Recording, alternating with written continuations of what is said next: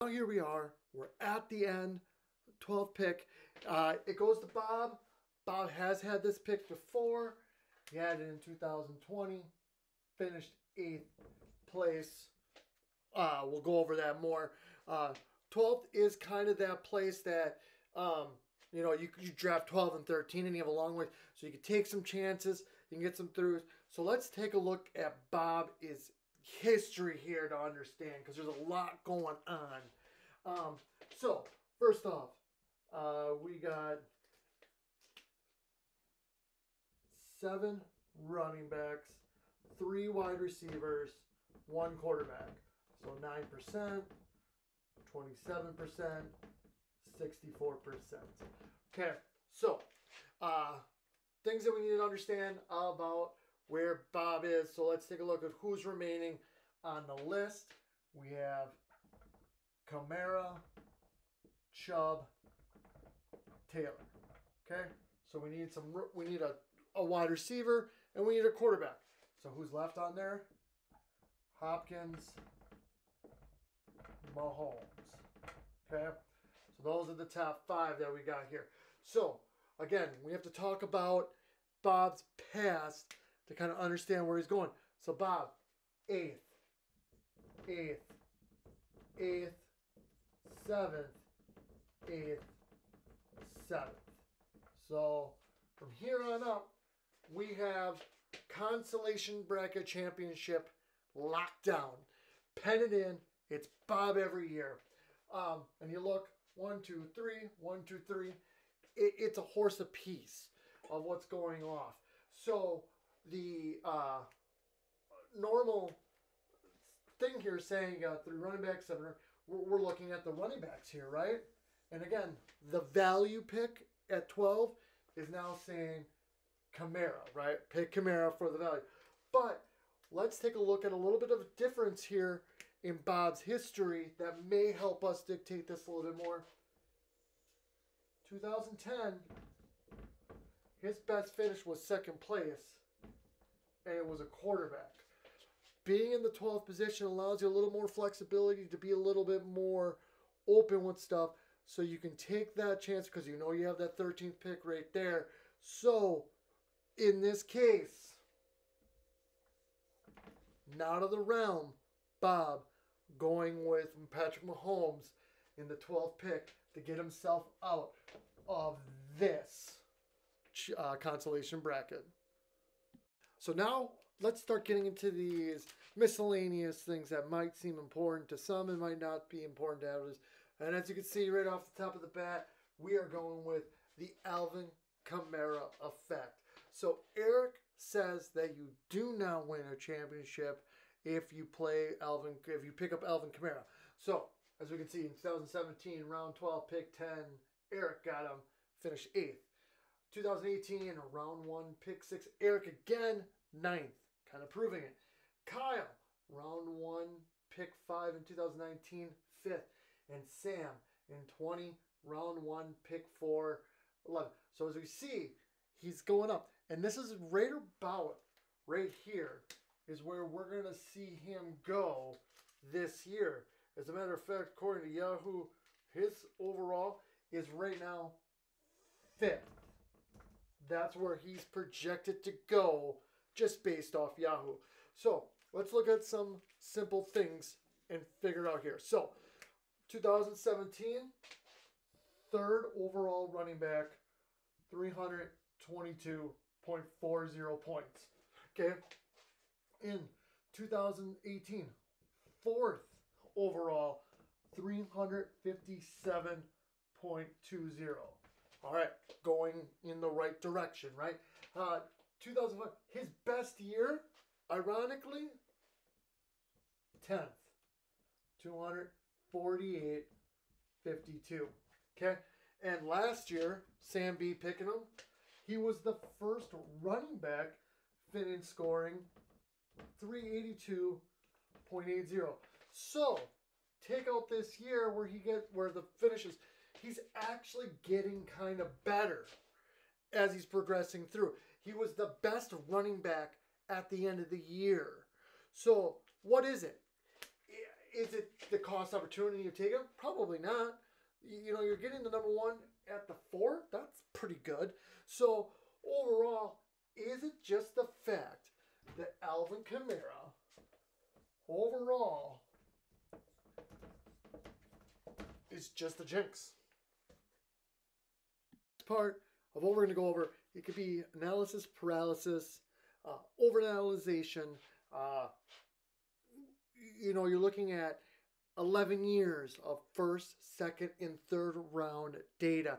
I could put everyone up there. It'd be over an hour long of dissecting it. We've just gone and put the numbers up here purely for there's no rhyme or reason, right? This doesn't dictate championships. This doesn't dictate anything.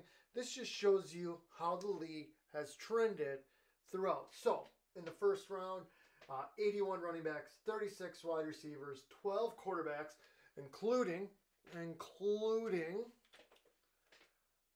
E. Manning by Katie. I don't think we can stress that enough that, you know, Katie once picked Eli Manning in the first round. So the average breaks out 7.4 running backs, 3.3 wide receivers, 1.1 quarterback, and 0.3 tight ends. So overall, you're looking at least one quarterback in every year going in the first round of our draft here. As we come to the second, what we get is 53 running backs, 55 wide receivers, 18 quarterbacks, 6 tight ends. So what is happening here? Why is now that we have flipped this number? Well, you know, studies show that when you draft a running back in the first, go opposite in the second, right? So that is why we see that number flip over, because we're understanding now that we've got a running back. Now we're going to get the running to be more balanced. Sometimes it doesn't work. Again, we are still looking at drafting quarterbacks pretty early here. So now, if you think about it, let's just say this is 2, this is 1. By the time we get to the second, right, 3 QBs off the board by this point. And now you're looking at this from a standpoint of your top 3 right now, this year alone. Mahomes, Allen, Lamar Jackson. Right? So at this point, what we got here is that I would agree, we could say we agree. Those 3 taken. Maybe add a Murray or a Prescott. I put an extra P. So maybe, you know, in there still. Okay? So, as we come to the third round, again, we're seeing the drop-off come down. Now we're really dropping on the RBs, right? 81, 53, 45 running backs. Meaning that, you know, that after 32, there's nothing there, right? We're pretty much now starting to get into the secondary levels here. 56 wide receivers, we're going up. 19 quarterbacks, 12 tight ends, which means by the third round, someone out there is getting a tight end, and before that, someone else is getting another one in here somewhere, right? So by now, we have 2 tight ends gone. You know, you can roughly say, you know, Kelsey, and then Andrews, Waller. You know, you're looking at that going in between here. The quarterback, again, we say 1, 2. Now we're going to say another 2. We have 5 QBs gone. So that's this list, right? By the third round, that list is gone off the board from it. So then from the rest, it's just slim pickings, right? So from there, we say 3, 8, 13 wide receivers, 7, 5, 13 running backs, right? So that's kind of how it goes. That's how it looks like it breaks out over the first 3 rounds. So we did our mock draft, right? We look back at our mock draft and how we played it out. Don't have a lot of room here. Maybe we have, you know, a running back, Cook, a running back, CMC, running back, you know, and then a wide receiver, a running back, wide receiver, then a running back, wide receiver, tight end, wide receiver, quarterback, right? So there's our, in there, you know, we, in our first round, you'd say through it, there's our 1 quarterback there, cross out. Our tight end, sure, we've got it, crossed out. 1, 2, 3, 4, we're at 4. 1, 2, 3, 4, 5, 6, right?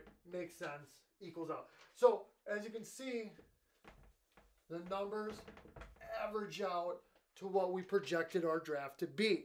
You know, so overall our draft, Sam J with Cook, Kara with Christian McCaffrey, Katie with Derrick Henry, Meredith going with that wide receiver with Tyreek Hill, Dana getting Aaron Jones, Travis picking up his Packers again, which we'll go over in just a moment with Devontae Adams, Eric taking the risk on the Barkley, Kyle realizing the value of Elliott at the 8th spot, JB going with Stephon Diggs, 10, Adam, the wild card bitches, Travis Kelce, Sam B going with her traditional wide receiver in the first round with Calvin Ridley, and then Bob throwing it all for the mix, getting our 1 guy here in the quarterback with Patrick Mahomes.